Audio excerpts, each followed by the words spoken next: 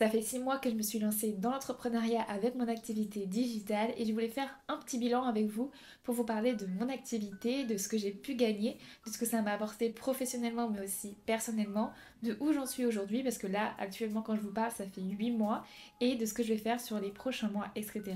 Je voulais aussi vous parler un petit peu des erreurs que j'ai pu faire et donc des conseils que je pourrais vous donner si vous aussi vous souhaitez vous lancer dans le digital et avoir votre propre activité. Je vais commencer par me présenter pour ceux qui ne me connaissent pas. Je m'appelle Ophélie, j'ai 26 ans et je me suis lancée dans l'entrepreneuriat sur le web en avril 2023. Je suis issue d'un parcours plutôt classique en école de commerce, donc de marketing et communication. J'ai fait 5 ans d'alternance dans des petits groupes et des grandes entreprises et j'ai aussi eu quelques CDD par la suite à la fin de mes études. Et je pense que vous connaissez un petit peu ce message, mais on va dire que le monde de l'entreprise n'était pas vraiment fait pour moi. Je me reconnaissais pas en tout cas dans toutes ces valeurs qui étaient très corporate, mais j'avais surtout envie d'être beaucoup plus libre et d'avoir mon propre business. Du coup, je me suis lancée dans l'entrepreneuriat en avril. Et maintenant que je vous parle, on est en réalité au mois de décembre, donc ça fait un petit moment. Mais vraiment, le but de cette vidéo, c'est de vous parler de ces 6 mois pour vous faire un bilan, pour vous parler un petit peu des mois d'après. Et après, je vous ferai un bilan au bout d'un an pour vous dire vraiment où j'en suis aujourd'hui. Donc, avant de vous parler de chiffres et de bilan, évidemment, je voulais vous présenter mon activité qui est, comme vous l'avez compris, dans le domaine du digital. Ça se divise un petit peu en plusieurs blocs. On a mon premier bloc qui va être autour de la formation et mon deuxième bloc qui est autour de la prestation. Et bien évidemment, en troisième, il y a un petit côté réseaux sociaux qui tourne autour de mon business. Du coup, concernant l'activité de formation, le site internet s'appelle Madame Canva et c'est un site qui est dédié à l'apprentissage de Canva.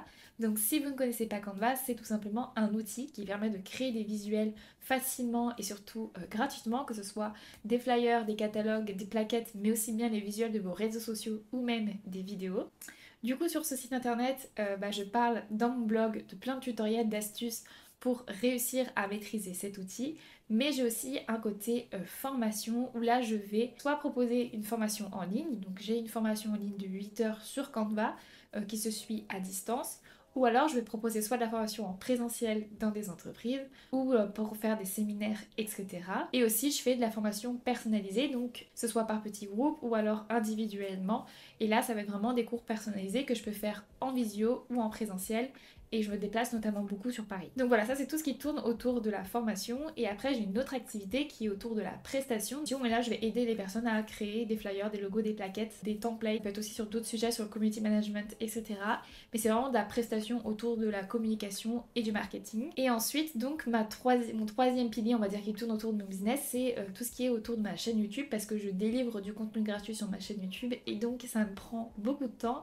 Et par rapport à mon business, ça me permet de gagner un petit peu en visibilité. Et moi, étant donné que j'aime bien faire la création de contenu, ça me donne un petit peu un côté divertissant à mon activité. Donc voilà, globalement, qu'est-ce que c'est que mon activité en ligne que je gère depuis 6 mois? C'est un site internet autour de Canva. Il y a autant de la prestation que de la formation, que de l'intervention en présentiel. Et à côté de ça, donc je gère mon site internet, mes formations, mes prestations, les réseaux sociaux toute seule. J'ai pas du tout pour le moment délégué quoi que ce soit. Ça va peut-être pas tarder parce que ça commence à faire beaucoup, mais activité en tout cas qui m'a permis de me lancer facilement en ligne. Et d'ailleurs sur ce projet, donc vous allez peut-être vous demander de comment j'ai fait pour trouver des clients. Du coup c'est très simple. Je me suis focus seulement sur le SEO, donc sur le référencement naturel. Vous avez le référencement payant qui s'appelle le SIA. Et pour ceux qui ne connaissent pas du tout le référencement, c'est tout simplement, on va dire, des techniques qui vous permettent d'être positionné en première place sur Google, ou en tout cas sur les premiers résultats. Donc quand vous tapez une requête, donc par exemple formation Canva, vous allez avoir des résultats et Google va mettre entre guillemets le meilleur en première position. Et c'est le cas donc pour toutes les requêtes. Si vous tapez recette de gâteau au chocolat, ça va être la même chose à chaque fois. Donc l'objectif, si vous avez un business, que ce soit en affiliation ou sur autre chose, ça va être d'être en première place, en première position sur Google pour avoir le plus de clics possible et donc le plus de clients potentiels. J'ai eu la première place sur Google au mois de juin sur la requête justement formation Canva et c'est là en fait où j'ai vu totalement la différence parce que en l'espace d'une journée, j'avais 10 à 15 de demandes par jour, ce qui est plutôt incroyable. Et donc du coup d'avoir la première place sur Google, ça apporte forcément beaucoup de trafic sur votre site internet et donc vous avez forcément beaucoup de demandes de devis. Je vous mets un petit peu les courbes, les chiffres donc de ce que j'ai pu avoir sur mon site internet parce que c'est quand même sympa de voir ce que le SEO peut vous apporter dans votre business. Si vous avez une activité actuellement, le SEO peut vous aider à avoir plus de clients et vous voulez vous lancer dans l'affiliation ou dans un autre business en ligne, le SEO c'est vraiment une méthode qui va vous permettre d'avoir des clients comme j'ai pu avoir en tout cas avec Madame Canva et en plus c'est totalement gratuit, il faut juste apprendre à maîtriser le SEO et ensuite derrière va glisser et ça sera beaucoup mieux pour votre business. Et en parallèle donc de ce premier business qui est Madame Canva, j'ai d'autres activités autour de l'affiliation. Donc j'ai fait plein de vidéos sur ma chaîne YouTube à propos de l'affiliation et je vais en faire davantage. Et pour ceux qui ne connaissent pas, l'affiliation c'est tout simplement un business qui permet de gagner de l'argent très facilement et d'avoir des revenus passifs. Donc une fois que vous avez créé du contenu, vous allez toucher de l'argent sur 24. Comment ça marche? En quelques mots, c'est très simple. Il vous suffit de recommander un produit. Si une personne achète ce produit suite à votre recommandation, donc si par exemple là je vous parle de mon appareil photo avec lequel je suis en train de tourner et que vous décidez d'acheter le même que le mien, donc je vais vous partager un lien. Si vous cliquez sur ce lien là et que vous achetez l'appareil photo, je vais toucher une commission parce que vous avez acheté l'appareil photo grâce entre guillemets à moi.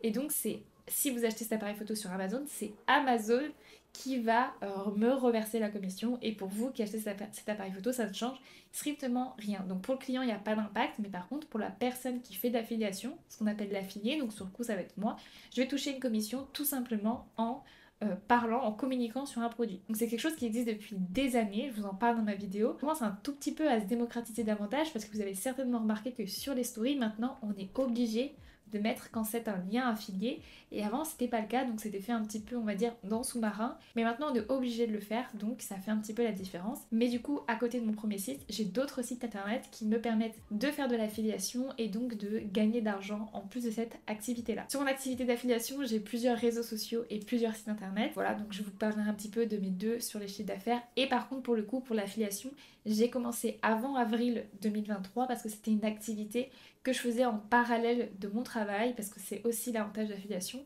c'est que ça prend pas tant de temps que ça, donc vous pouvez le faire pendant que vous travaillez. Donc voilà, maintenant j'espère que c'était clair et que je vous ai donné assez d'informations à ce sujet-là. Et ce que je voulais faire maintenant, c'était de vous parler évidemment un petit peu des chiffres, donc de ce que j'ai pu gagner, mais aussi de tout ce que j'ai pu payer pour lancer mon business. Alors j'ai fait une première erreur, je vous parlerai à la suite de toutes mes erreurs, mais c'est que j'ai pas forcément pris le temps et c'est une erreur de ma part de calculer toutes mes dépenses et tous mes bénéfices. Donc je suis même pas capable aujourd'hui de vous dire face caméra au centime près combien j'ai gagné et combien j'ai perdu. Donc ne faites pas la même chose que moi.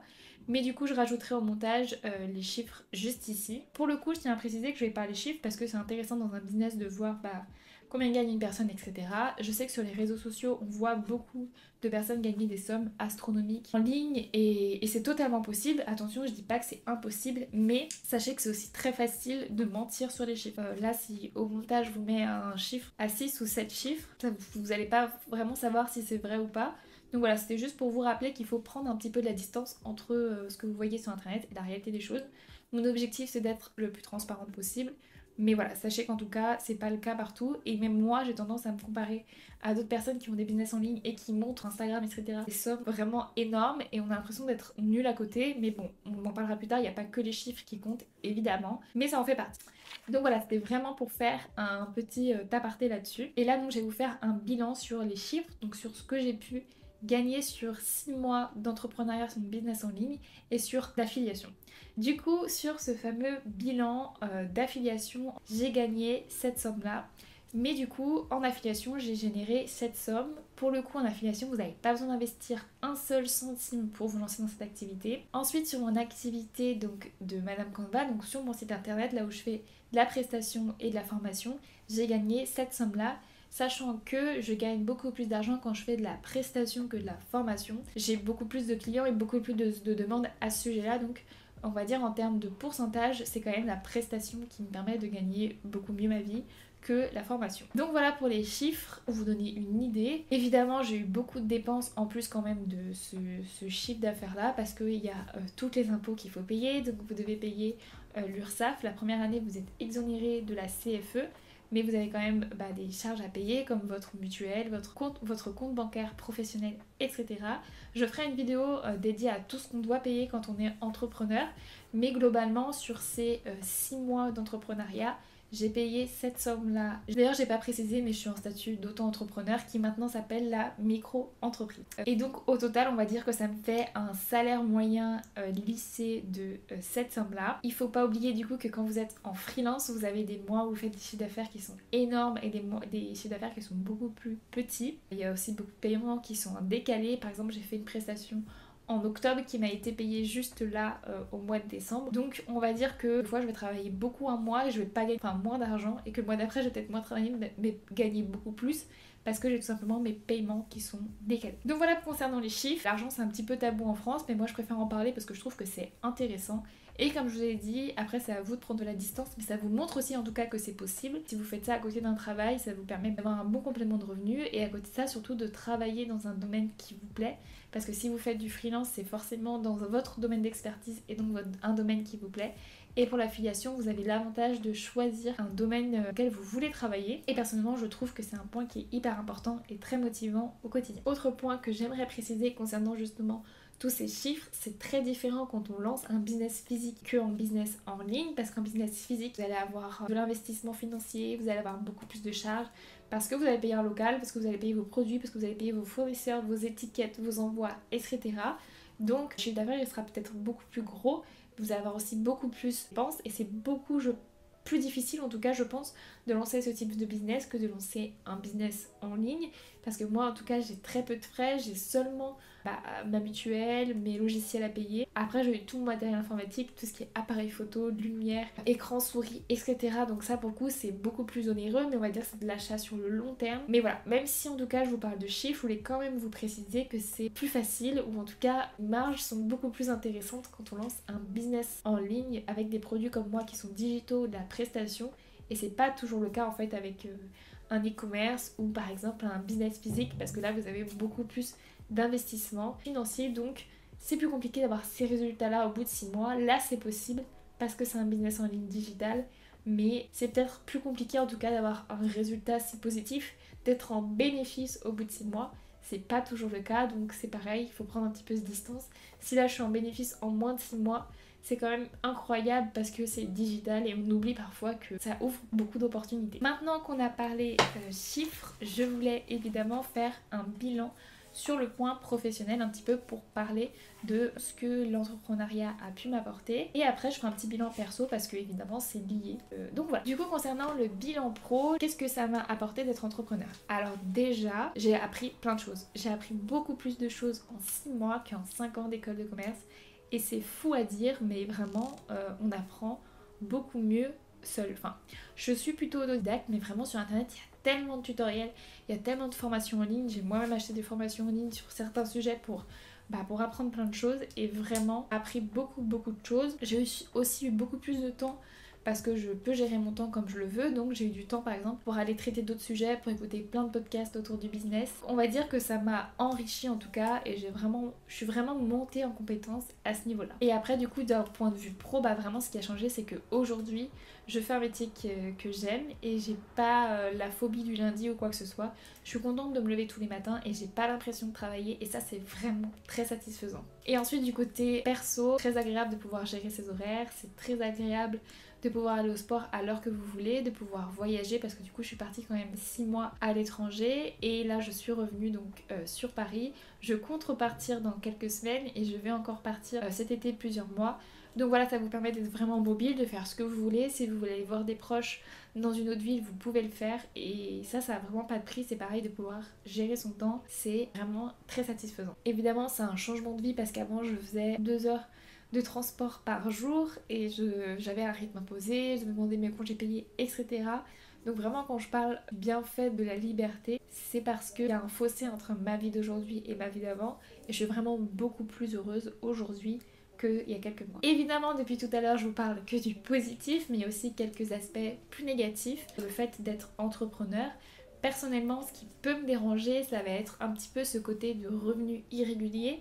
Après c'est normal, pour en avoir discuté avec d'autres personnes, quand on est habitué à être salarié, on est habitué à avoir entre guillemets ce confort d'avoir la même somme qui tombe tous les mois. Et quand on se lance dans l'entrepreneuriat, il faut être prêt à avoir des mois qui sont incroyables, enfin on va gagner beaucoup plus d'argent, et des mois qui seront un petit peu plus bas, ou des mois où il y aura presque rien. Et c'est vrai qu'au début ça fait assez peur quand on se lance de se dire qu'on va avoir des sommes qui sont totalement irrégulières, et ça met un petit peu dans l'insécurité. Et c'est vrai qu'au début j'avais beaucoup de mal avec ça. Maintenant un petit peu moins, mais objectivement c'est quand même toujours le cas. Ça. D'ailleurs je ne l'ai pas précisé, mais j'en parlerai aussi dans une autre vidéo. C'est que là actuellement j'ai fait une demande auprès de Pôle emploi pour avoir un soutien pendant mon lancement d'entreprise, ce qui me permet d'avoir 800 € de chômage par mois. C'est en dehors du chiffre d'affaires que je vous ai montré, mais du coup ça me permet d'avoir cette fameuse sécurité et de pouvoir lancer mon business à côté. Donc sachez en tout cas que c'est possible en plus si vous voulez vous lancer dans ce projet là. Ah oui, et dernier point, dans les petits inconvénients, c'est vrai qu'en tout cas à l'école on nous apprend pas à lancer un business, on nous apprend pas à créer une entreprise. Et en réalité, quand vous devez faire tous les papiers, j'avais pas connaissance que je devais payer par exemple l'URSSAF, je savais pas, on m'a dit qu'il faut payer tous les trimestres, mais quand. Enfin, il y a vraiment plein de choses. Souvent un courrier de la CFE, vous savez pas trop pourquoi. On va dire qu'en fait, on est peu informé à ce niveau-là. Et en tout cas, quand on se lance tout seul, on est vite perdu. Et c'est vrai que c'est un petit peu compliqué parce que pour gérer ce business, il faut gérer tout le côté administratif. Et c'est pas facile. Donc moi, j'ai regardé énormément de tutoriels, ça m'a beaucoup aidé. Mais quand on se lance seul, c'est quand même plutôt compliqué à ce niveau-là. Je trouve qu'on n'est pas assez informé. Et on ferait mieux de nous apprendre ça à l'école, tout ce qui est imposition, etc. Des choses du quotidien parce que ça peut nous servir. Donc je trouve que c'est un petit peu dommage, mais ça reste un petit point un petit peu négatif. Après, c'est pas forcément lié à l'entrepreneuriat. C'est plus que, en tout cas en France, on n'est pas préparé à tout ce côté économique. Donc voilà, maintenant que je vous ai fait le bilan sur ce que ça m'a apporté, sur mon activité, sur ce que j'ai pu gagner, etc., je voulais vous parler des erreurs que j'ai pu faire dans ces 6 premiers mois. Et j'espère en tout cas que ça vous aidera à ne pas faire les mêmes que moi. Donc la première erreur que j'ai pu faire, c'est d'être un petit peu naïve au niveau des paiements, ou en tout cas de ne pas mettre d'assez de mesures de sécurité. Je vais vous expliquer, mais par exemple au début je proposais des paiements en plusieurs fois, et malheureusement il y a des personnes qui sont malhonnêtes et qui ne vont pas aller au bout de ces paiements là, ou alors j'allais faire une prestation sans demander d'acompte. Et j'ai des personnes par exemple qui n'ont pas payé à la fin des prestations parce qu'il y a toujours des excuses, des cartes bancaires qui sont perdues, des cartes bancaires qui sont bloquées, pour les fêtes, etc. Enfin des choses qui sont pas du tout liées à moi, mais il y a des personnes malheureusement qui sont malhonnêtes. Et c'est vrai que j'étais peut-être naïve à ce niveau-là, mais je pensais pas que ça m'arriverait, mais sachez que ça peut vous arriver. Donc le mieux c'est de demander des acomptes et d'avoir le maximum de sécurité sur vos produits, sur tout ce qui est clause, retard, pénalité de paiement, etc. Donc voilà, utilisez des logiciels pro. Moi je sais que je fais tout à travers ma banque, j'utilise la banque Shine, et il y a plein de logiciels qui sont intégrés et qui vous permettent de faire de la facturation, etc. Et du coup c'est gratuit vu que vous avez un compte bancaire chez eux. Au début je l'utilisais pas parce que je ne savais même pas qu'il y avait l'option sur mon compte bancaire. Mais maintenant en tout cas je le fais, donc voilà, pensez en tout cas à sécuriser vos paiements.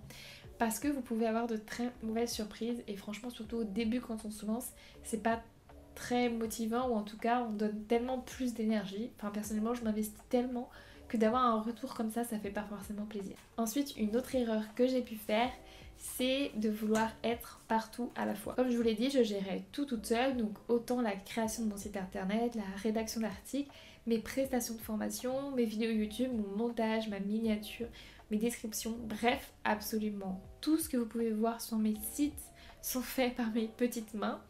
Mais malheureusement ça prend beaucoup de temps, et j'ai fait l'erreur, en tout cas sur les réseaux sociaux, de vouloir être partout dès le début. Et en fait ça marche pas.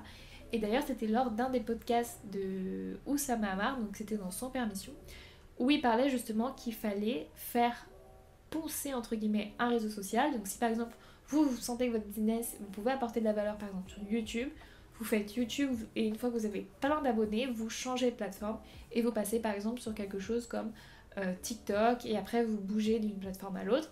Tout simplement ça va vous permettre de vous focus sur une seule chose.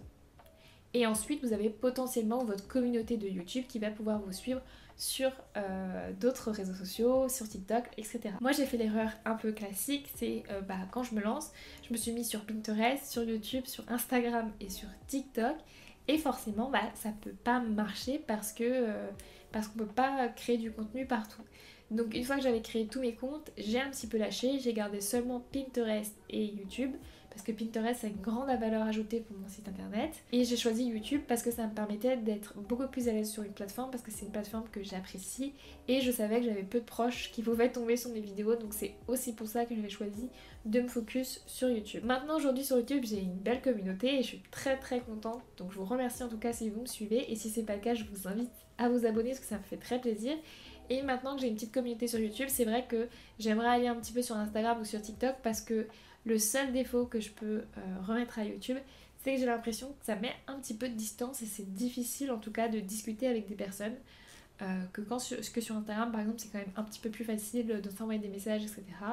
Donc voilà, donc une erreur que j'ai pu faire c'est de vouloir être partout à la fois sur les réseaux sociaux, et du coup je vous conseille de vous focus sur un ou deux réseaux sociaux, et après derrière vous lancerez dans d'autres réseaux qui seront nécessaires pour votre business ou pour vous si vous avez envie d'être présent sur cette plateforme. Ensuite, une autre erreur que j'ai pu faire et qui est un petit peu liée à celle-ci, c'est que comme je vous ai dit, je voulais me cacher. C'est-à-dire que pas quelqu'un qui habituellement va se mettre en avant ou qui va être à la lumière. On va dire j'ai toujours préféré être dans l'ombre.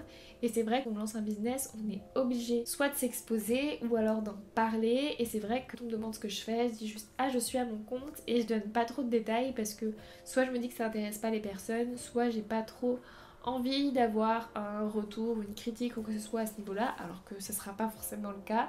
Mais c'est vrai que j'ai eu tendance à me mettre en retrait et à pas forcément parler de mon activité. Et du coup ça porte préjudice parce que évidemment si on n'en parle pas, ça peut pas décoller. Et sur les réseaux sociaux c'est quand même compliqué de pas trop vouloir se montrer. Donc sur YouTube je me suis montrée, mais sur Instagram pas du tout, et je commence tout juste à le faire.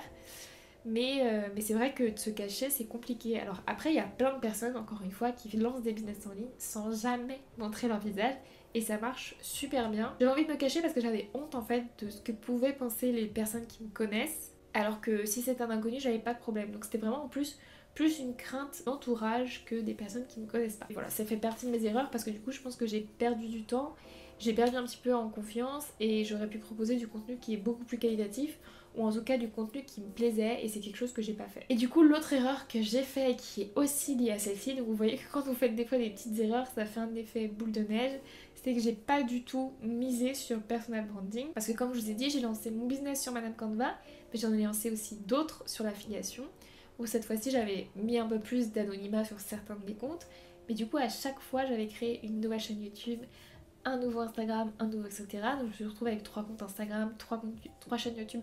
Vous imaginez bien que c'est impossible à gérer. Et du coup, je mettais pas forcément en avant ma personne sur ces business-là. On savait pas forcément qui j'étais. Là, je viens de rebrander ma chaîne. Il y a mon visage. Avant, c'était mon logo. Il n'y avait pas mon nom, mon prénom. Il y avait seulement Madame Canva. Donc c'est pour ça que vous voyez peut-être aussi un peu de changement à ce niveau-là. C'est que maintenant, j'ai envie qu'on sache qui est derrière cette chaîne YouTube. Et j'ai envie un petit peu de montrer qui je suis, ma personnalité, etc. Parce que pour moi c'est aussi comme ça qu'on arrive à créer une communauté, c'est en ayant des personnes qui nous suivent, qui nous ressemblent, ou en tout cas qui ont les mêmes envies. Et c'est ce que j'ai envie de faire, j'ai vraiment envie d'avoir une petite communauté, mais en tout cas un cercle de personnes autour de moi, où je peux parler de business, parler d'affiliation, d'entrepreneuriat au féminin, ou tout ce que vous voulez. Et en tout cas c'est quelque chose qui est assez difficile à faire je trouve, si on mise pas aussi sur sa personne et si on se met pas en avant. C'est quelque chose que j'ai pas fait du tout. Encore une fois, ça dépend de vos envies, etc. Mais voilà, moi ça fait partie de mes petites erreurs que j'ai pu faire dans l'entrepreneuriat. Et enfin, le dernier point que je voulais aborder dans cette vidéo, c'est tout simplement qu'est-ce que je vais faire par la suite, qu'est-ce que Madame Canva va devenir, et pourquoi j'ai décidé de remettre ma chaîne YouTube à mon nom et non pas au nom de Madame Canva. J'ai beaucoup de personnes, de mes clients, qui m'ont contacté, ou alors quand elles discutaient avec moi, pour me dire mais comment tu fais pour avoir des clients, comment tu arrives à faire une newsletter, comment tu crées ton site internet, etc. Et du coup forcément j'étais un petit peu embêtée parce que c'était des prestations que je proposais pas, et donc là j'allais me lancer moi sur Fiverr ou Malte à la recherche de quelqu'un pour répondre à cette prestation. Et du coup ça m'embêtait parce que je renvoyais mes clients vers des personnes que je connaissais pas et qui n'étaient pas forcément de confiance. Et donc du coup j'étais un petit peu dans une impasse parce que mes clients me demandaient plus, mais je pouvais pas forcément répondre parce que c'était pas dans mes prestations, alors que je suis capable de le faire.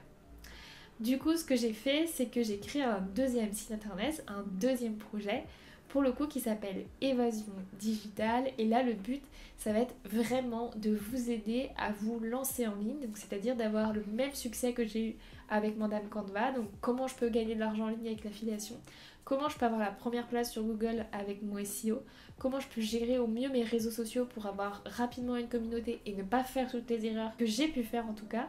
Et aussi, tout simplement, comment je me lance dans l'entrepreneuriat, quel impôt je dois payer, à qui je m'adresse, est-ce que c'est vraiment un statut qui est fait pour moi, etc. D'ailleurs, vu qu'on parle de ça, j'ai fait un guide gratuit que vous pouvez télécharger et qui vous permet de savoir si l'entrepreneuriat c'est fait pour vous, est-ce que votre vocation ça va être d'avoir tel ou tel métier, enfin c'est un petit peu une introspection personnelle, un petit voyage pour voir qui vous êtes, qu'est-ce que vous voulez faire dans votre vie professionnellement et personnellement.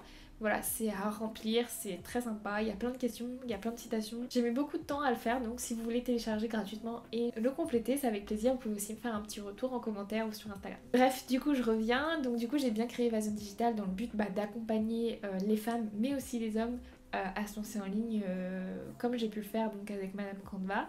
Et là, ça va être vraiment ma vocation pour 2024, c'est-à-dire d'aller beaucoup plus loin et de pas proposer juste Canva, mais de proposer un service tout autour, donc de vraiment me focus sur l'affiliation et le business en ligne et sur le gain de visibilité, le gain de prospects. Et mon but, ça va être vraiment de vous aider et de vous accompagner. Je veux pas juste faire de la formation en ligne, etc.